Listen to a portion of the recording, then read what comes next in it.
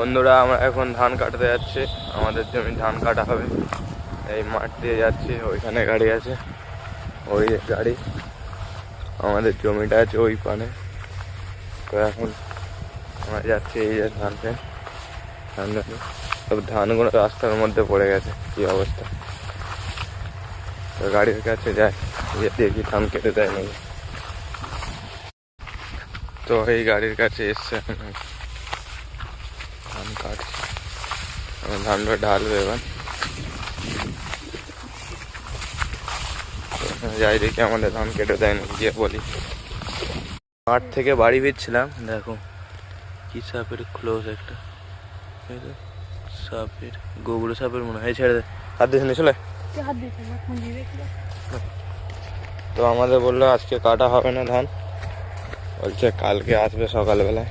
তো এখন কালকে যাব, এখন আবার বাড়ির দিকে চলে যাচ্ছে।